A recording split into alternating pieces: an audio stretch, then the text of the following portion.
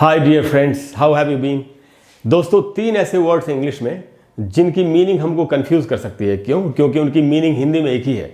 ये तीनों वर्ड्स है दोस्तों, सी जिसका मतलब होता है देखना, लुक जिसका मतलब होता है देखना, और वॉच हिंदी में उसका भी मीनिंग होता है देखना।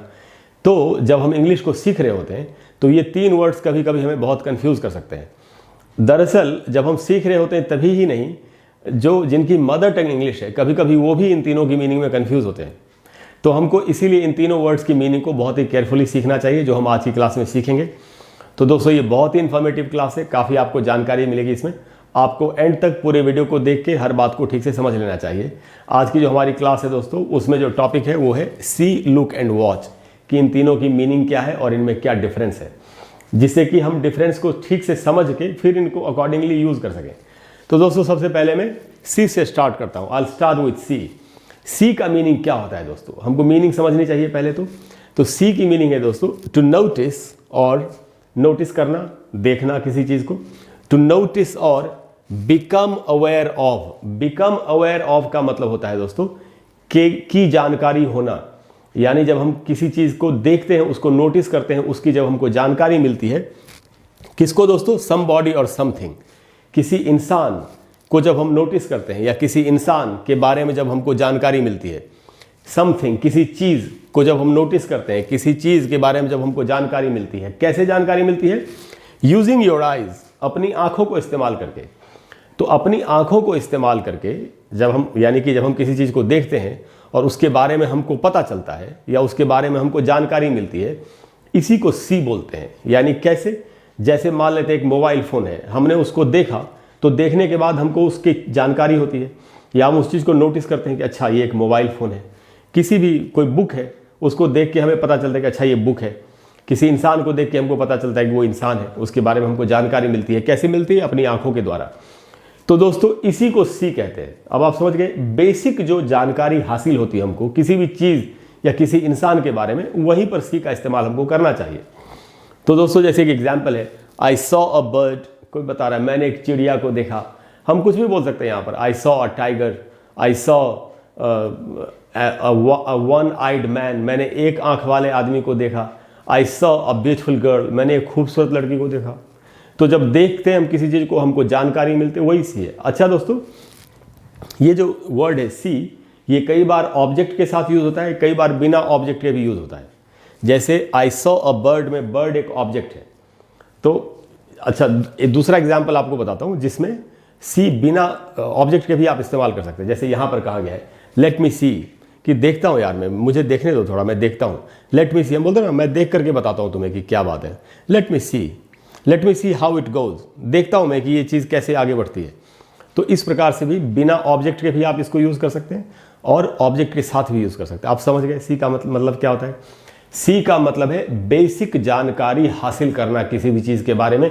इस पेन को मैं देख रहा हूँ, मैंने इसको सी किया, मैंने देखा, मुझे पता चला एक पेन है। और सेंटेंस में सी कैसे यूज़ होगा? ऑब्जेक्ट के साथ भी यूज़ कर सकते हैं, बिना ऑब्जेक्ट के भी यूज़ कर सकते हैं। सी आप समझ गए, एकदम आसान है समझना। अब दोस्तों, हम आते हैं लुक पर। लुक हमको कब यूज़ करना चाहिए? हिंदी में तो वही मीनिंग है देखना, लेकिन असल में कैसे यूज़ होगा? तो दोस्तों, जो मीनिंग लिखी है उससे आपको पता चल जाएगा। ये है दोस्तों, एकदम ध्यान से समझना है। To direct your eyes in a particular direction, एक विशेष दिशा में अपनी आंखों को मोड़ना करके जब हम देखते हैं, उसको लुक कहना चाहिए। फिर से बताता हूं आपको। टू डायरेक्ट योर आइज, अपनी आंखों को निर्देशित करना, की तरफ घुमाना, इन अ पर्टिकुलर यानी विशेष या खास, डायरेक्शन यानी दिशा में। तो एक खास दिशा की तरफ जब हम अपनी आंखों को मोड़ के देखते हैं, उसको लुक कहना चाहिए। Often followed by a preposition और एडवर्ब। लुक के बाद अक्सर एक प्रेपोजिशन या एडवर्ब आपको लगा हुआ दिखाई पड़ेगा, यूज होता हुआ दिखाई पड़ेगा। आप समझ गए इसका मतलब क्या हुआ?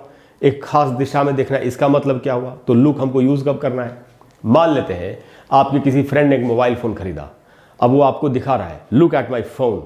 अब आप यहां पर एक विशेष चीज की तरफ, एक विशेष डायरेक्शन में देख रहे हैं ना। अच्छा, ये कौन सा मोबाइल फोन है?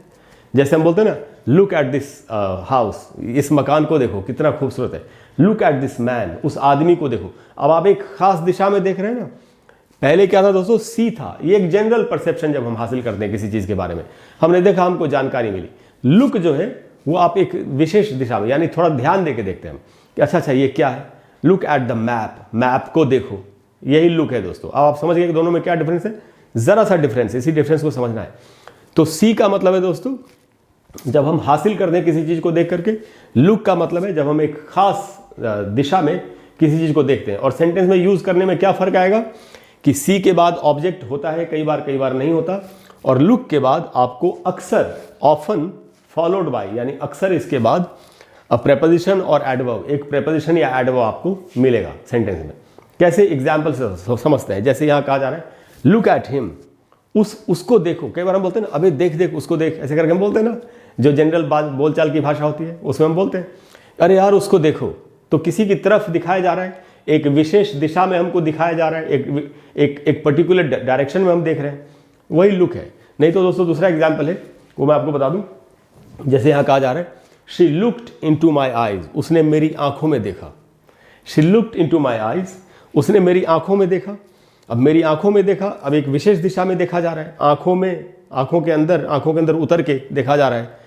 तो she looked into my eyes. ऐसे ब्रायन एडम्स का सॉन्ग भी है दोस्तों, look into my eyes you will see what I mean to me, what you mean to me. वो सॉन्ग है दोस्तों, everything I do it for you, Bryan Adams का song है, आपको जरूर सुनना चाहिए, बहुत ही कमाल का सॉन्ग है। उसके लिरिक्स बहुत कमाल के, बहुत इंग्लिश आपको उधर से सीखने को मिलेगी। तो दोस्तों वो उसकी पहली लाइन ही है look into my eyes and you will see what you mean to me, कि मेरी आंखों में देखो, तुम्हें पता चल जाएगा कि तुम मेरे लिए क्या हो। ये मीनिंग था दोस्तों। गानों से, फिल्म से हम बहुत अच्छी इंग्लिश सीख सकते हैं, लेकिन हमको ग्रामर जरूर पता होना चाहिए। तो दोस्तों लुक का मीनिंग है एक विशेष दिशा में देखना। अब हम दोस्तों आते हैं वॉच पर, कि वॉच की क्या मीनिंग है। तो वॉच है दोस्तों, बहुत ही सावधानी से मीनिंग समझेंगे। To look at somebody और समथिंग। दोस्तों मैंने सम बॉडी को शॉर्ट में लिखा है, SB का मतलब है सम बॉडी, और STH का मतलब है समथिंग, यानी किसी आदमी या किसी चीज को देखना। To look at somebody और समथिंग, कैसा लुक कर रहे हैं, देखना।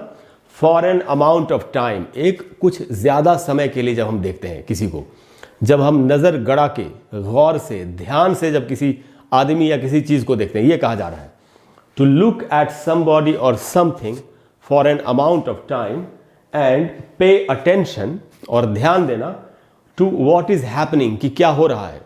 किसी आदमी या किसी चीज को थोड़ी देर तक नजरें जमा के देखना, ये जानने के लिए कि क्या हो रहा है। तो इसका मतलब क्या हुआ, इसमें क्या क्या चीजें शामिल हो सकती है, जैसे निगरानी रखना, किसी की तरफ ध्यान से देखना, है ना। जैसे जो लोग निगरानी, चौकीदारी का काम करते हैं उनको वॉचमैन बोलते भी हैं, वॉच से ही बना है वर्ड। तो आप समझ गए वॉच का क्या मीनिंग है।